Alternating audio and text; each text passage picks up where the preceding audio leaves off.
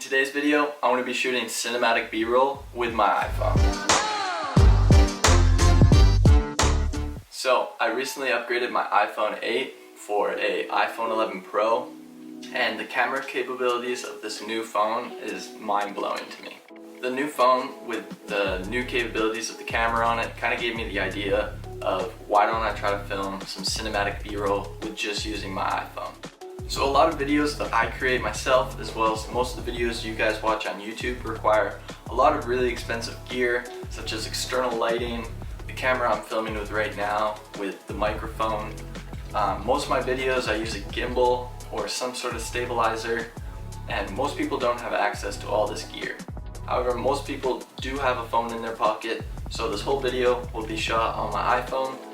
I'm going to be using this newer light just as my main light source, as well as just whatever lighting I have in the house. This light is super affordable, so most people would be able to get this light. I think it was less than $50 on Amazon. And then to hold the light, I'm going to be using just a really cheap newer light stand. Again, I think this was like $30 on Amazon, so really affordable for most people. So we're going to be just filming some random stuff around the house and then going outside to grab some additional footage. I'm going to be filming on this camera the entire time to show you guys the behind the scenes, and then we're going to hop onto the computer and do some editing, and I'll show you guys some techniques to make your footage even better. Okay, so the first thing that we're going to be shooting is this 8mm fisheye that I have for my Canon T4i. I think it's a pretty cool lens, so I want to just grab a couple shots of it. We're going to be using the slow-mo mode of the iPhone.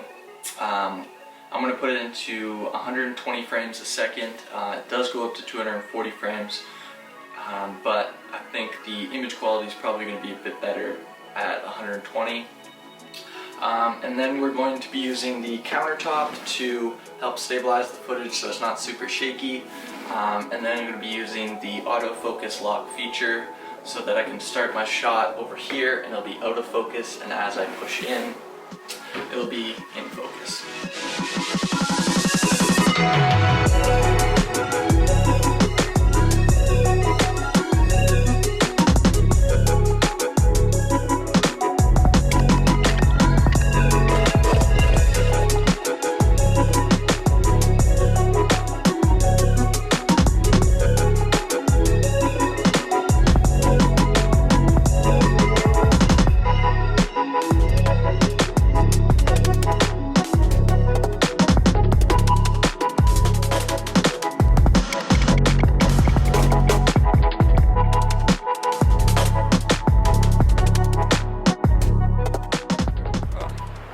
So when I first came out, I thought it was a little too dark to film, but I came out to a nice surprise of a beautiful sunset.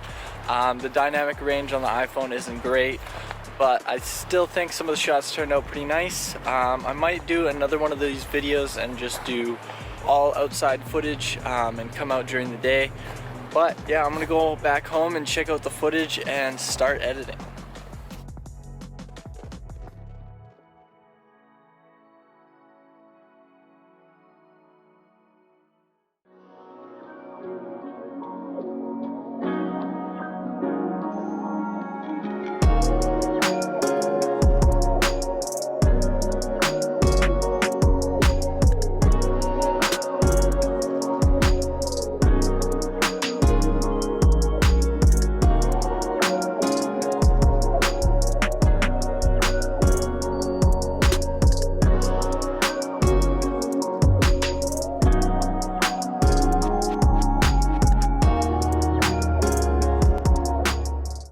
Okay, so it is the next day and I've done my edit in iMovie. It's been a really long time since I've used this program, so there's not as many features as I remember there being, but we still made something work. I'm gonna go over just kind of some basic tips for shooting your own stuff. I didn't really go over too much when I was filming, but yeah, so our first shot here is just a really wide open establishing shot, just kind of providing the viewer with a big open view of where we're going to be shooting. And a really good tip to make your shots a lot better is adding movement into them. So you can see we are going through the fence posts, which looks pretty cool.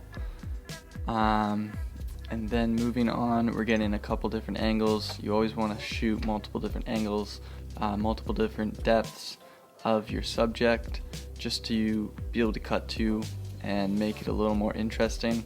So again, in this second shot, I'm following the fence. You can see it there in the bottom right corner. This just adds a little bit of foreground to it. Anytime you can get any foreground in your shots, it's going to look a lot better as well. Another thing I did in my shooting process was plan out this little transition here at the end. You can see that as I'm pushing back away from this lens, I'm tilting it towards the ground, and then it's just a hard cut to the next clip where I started the clip at the ground and then brought it up to the lens.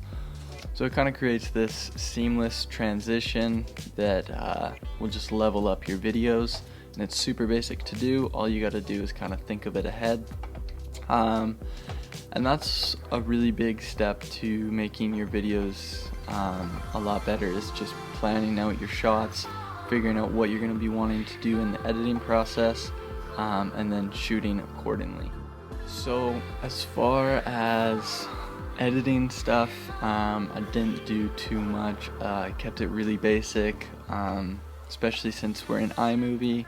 There isn't much we can do.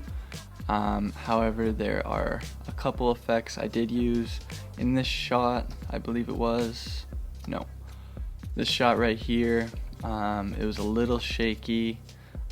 It's kind of hard to tell because the fence on the top here is an uneven surface, so it's kind of hard to tell how shaky it actually is. But I went and I added some stabilization to it. It's right here. You just click it. You don't want to, if you bring it up too much, it's going to affect your shot too much, because how this works is it crops in your image and then it moves accordingly to your shakes. But if you crank it all the way up, it's gonna kind of distort your footage a bit, so you don't want to overdo it. And I think that's the only shot that I actually used that effect on. So another thing you can do for your shots when they have movement in them is called speed ramping, and that's pretty much just cutting up your shot into a bunch of different little clips and adjusting the speed. So you're going from your normal speed, like 100%, you're going to make another cut, and that section is going to be like 150%. Then you can do another cut that's going to be 200%, and then depending on how far up you want to go, you just go in little steps, and that makes it a really smooth transition from slow to fast, and same with vice versa. I know there's just a direct effect that you can use with Final Cut, like you don't actually have to manually cut up the clip. I didn't see anything like that in iMovie, but there might be something. I just honestly didn't do too much digging around. But yeah, that will just add a really cool movement into your shots and make it a bit more smooth. Another really important thing to do when you're doing your edits is cutting to the beat. So you want to transition from one shot to the next on a beat, and you can do that by zooming into your audio, and then you can see all the spikes in the audio file, and that's where you're going to be wanting to cut. So the last thing that I did to this video was I just added, like, I wouldn't even call it color grading, but I just added a bit more color to the video.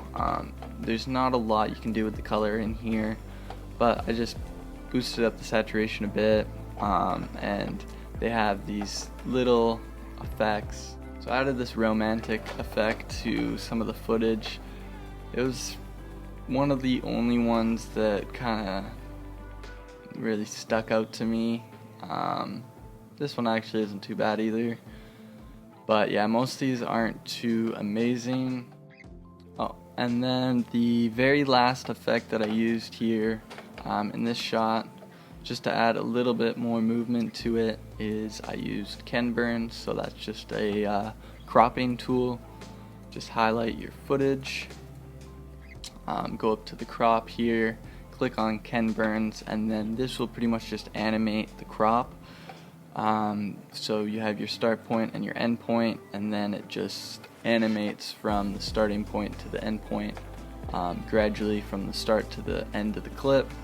And that, I just use that to speed up the movement a little bit without actually having to speed up the clip so that the writing was really fast.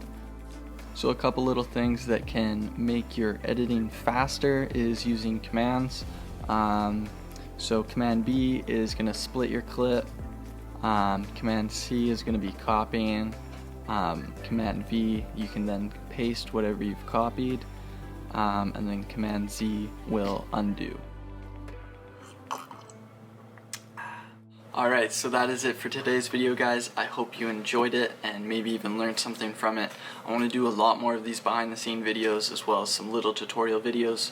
So if you guys enjoyed this one, make sure you leave a comment, like, and subscribe, as well as follow me on all my social media accounts. I'll leave the link in the description. Today is Christmas Eve, so I hope you guys have a great holiday if you celebrate the holidays, and if not, Happy New Year. Peace.